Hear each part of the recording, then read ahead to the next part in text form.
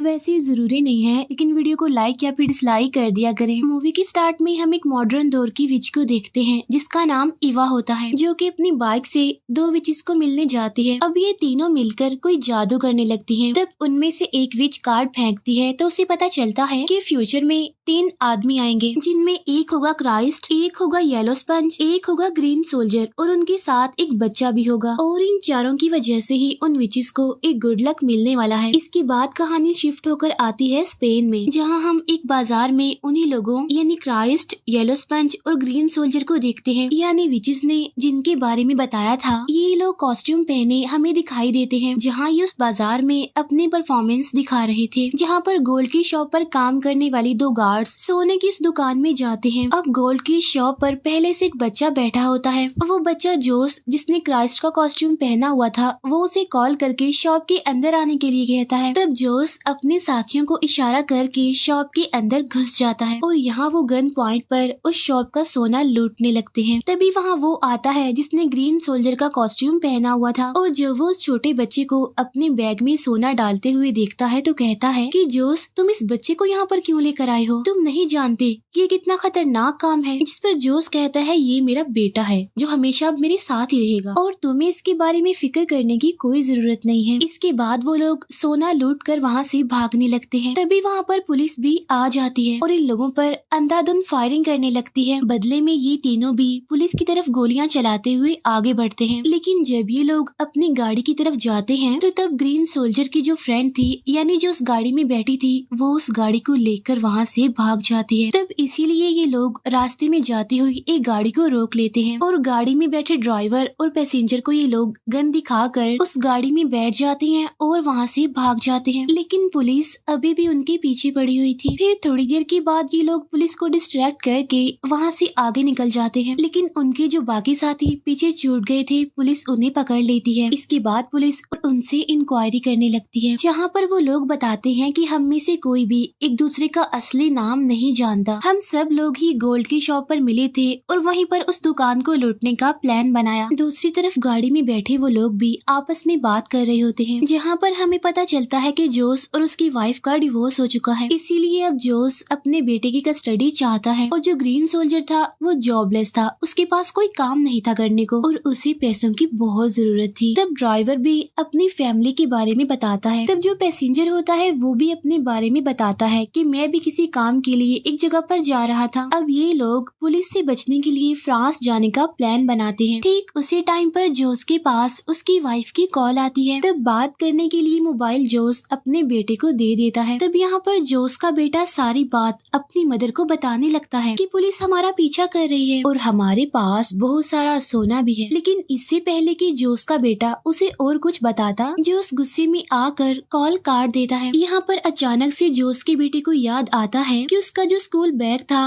वो तो उस गोल्ड की शॉप में ही रह गया है। उधर पुलिस के हाथ जोस के बेटे का वो बैग लग जाता है। पुलिस उस बैग में से बुक्स निकाल कर चेक करने लगती है। उस बुक में जोस के बेटे का नाम और उसकी मदर का कॉन्टेक्ट नंबर लिखा हुआ था। तब पुलिस उस बच्चे की मदर यानी जोस की वाइफ को कॉल करके उसे पुलिस स्टेशन बुलवाती है। यहाँ पर पुलिस जोस की वाइफ से उसके बारे में पूछती है। साथ साथ वो लोग जोस की कोई पिक्चर भी मांगते हैं, लेकिन जोस की वाइफ उन्हें जितनी भी पिक्चर्स दिखाती है उनमें से किसी में भी जोस का फेस दिखाई नहीं दे रहा था। तब यहाँ पर पुलिस जोस की वाइफ को बताती है कि तुम्हारे हस्बैंड जोस ने सोने की पूरी दुकान लूट ली है और पुलिस से बचकर वो भाग गया है और उसके साथ तुम लोगों का बेटा भी है। तभी सुनकर जोस की वाइफ काफी घबरा जाती है।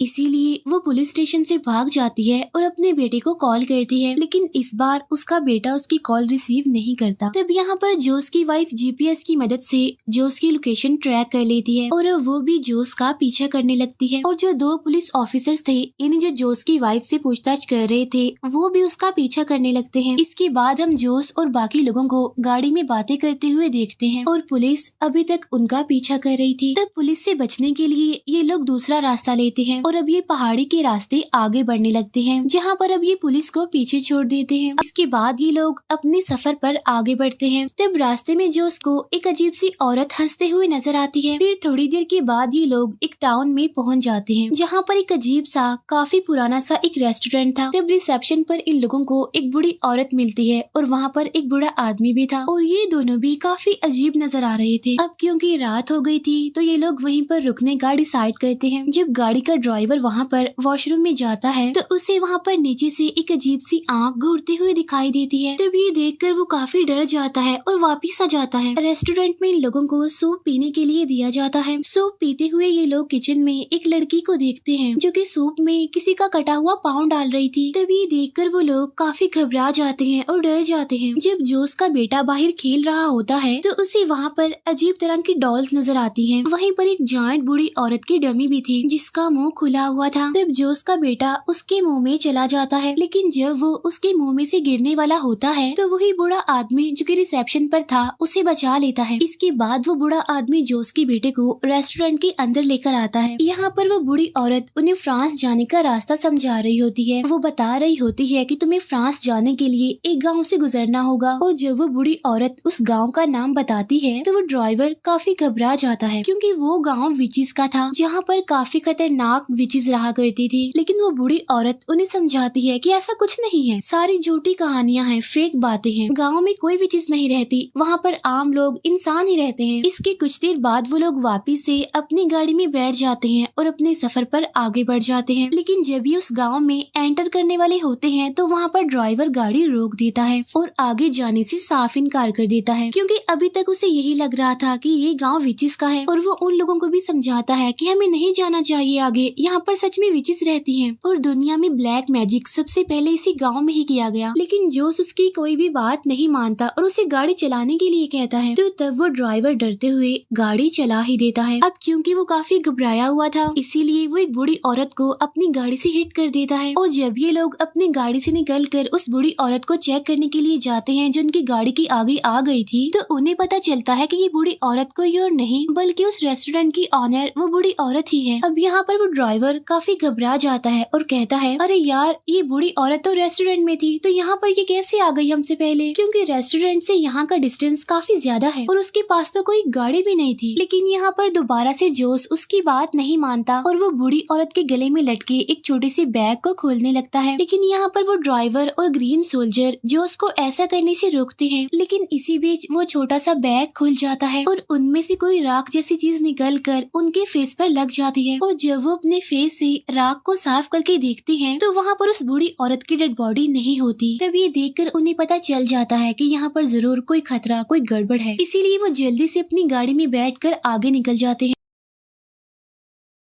अब क्योंकि वापस जाना तो इनके लिए पॉसिबल नहीं था, इसीलिए वो सीधा ही निकल जाते हैं। फिर थोड़ी देर के बाद वो इस गांव में एंटर हो जाते हैं, जहां रास्ते में एक औरत उनकी गाड़ी रोक लेती है। ये लेडी उनसे पूछती है, क्या आपने किसी बूढ़ी औरत को देखा है? वो मेरी माँ थी और थोड़ी बीमार थी। असल में यहाँ पर ये लेडी उसी बूढ़ी औरत यानी उस रेस्टोरेंट की ऑनर के बारे में बात कर रही थी, क्योंकि ये उसकी बेटी थी। अब क्योंकि इन लोगों ने उसे अपनी गाड़ी से हिट कर दिया था, इसीलिए जोस उसे कहता है कि हमने किसी बूढ़ी औरत को नहीं देखा। फिर वो लेडी यानी इस बूढ़ी औरत की बेटी कहती है कि इतनी रात को मैं अकेली कहाँ जाऊंगी, इसीलिए आप लोग मेरे घर तक मुझे लिफ्ट दे दें प्लीज। अब पहले तो वो लोग इनकार कर देते हैं, लेकिन बाद में उसे लिफ्ट दे देते हैं। और जब ये लोग उस लेडी के घर तक जाते हैं तो उन्हें वहाँ पर इस लेडी की बेटी इवा मिलती है। इवा यानी वही मॉडर्न जमाने की विच जिसे हमने मूवी के स्टार्ट में भी देखा था। अब यहाँ पर जोस फौरन ही वहाँ से निकलना चाहता था, लेकिन उसे अपना बेटा नजर नहीं आ रहा था। तब जोस के बेटे को ढूंढने के लिए वो उनके घर के अंदर चले जाते हैं। तब जोस के बेटे को ढूंढते हुए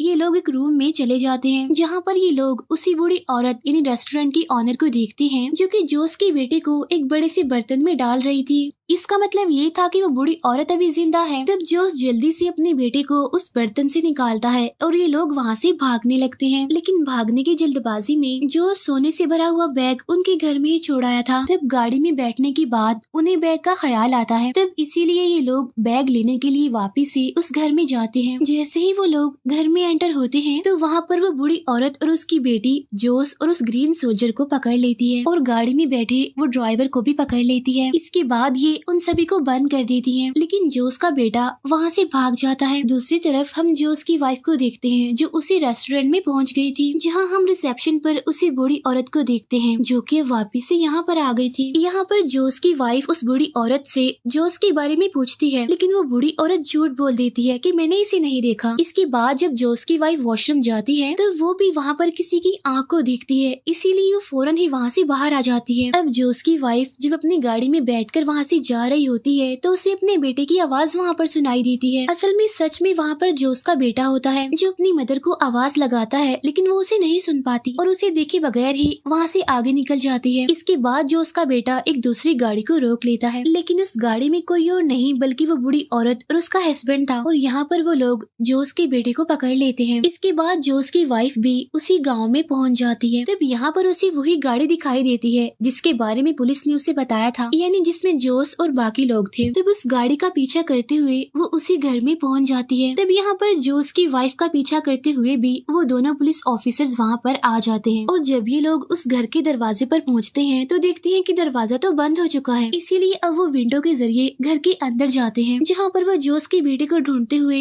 एक रूम की छत पर आ जाते हैं। तब देखने पर उन्हें पता चलता है कि वहाँ पर तो एक डिनर पार्टी चल रही है, जहाँ पर वो सारी विचेस जोस और उसके बाकी साथियों को अपना खाना यानी अपना डिनर बनाने वाली थी और तभी वो लोग छत से सीधा डाइनिंग टेबल पर ही गिर जाते हैं। उनके गिरने की वजह से अब विचेस उन पर अटैक करने लगती हैं। तब वहाँ पर अफरा तफरी मच जाती है, लोग अपनी जान बचाने के लिए इधर उधर भागने लगते हैं, लेकिन अब वो विचेस जोस की वाइफ और उन दो पुलिस ऑफिसर्स को पकड़ लेती हैं। यहाँ पर वो मैजिक करके जोस की वाइफ को भी एक विच बना देती हैं। जोस जब अपनी जान बचाने के लिए वहाँ से भाग रहा होता है तो यहाँ पर ईवा उसे बाहर जाने का रास्ता बता देती है। यहाँ पर हमें पता चलता है कि असल में ईवा जोस को लाइक करने लगी थी, लेकिन जब जोस उससे बाकी लोगों को बचाने के लिए कहता है तो ईवा उस पर काफी भड़क जाती है और उस पर गुस्सा करने लगती है, इसीलिए वो जोस पर अटैक कर देती है। तब जोस बड़ी मुश्किल से किसी तरह वहाँ से भाग जाता है। इसके बाद हम देखते हैं कि उन विचेस ने अब ग्रीन सोल्जर और उस ड्राइवर को पकड़ लिया है।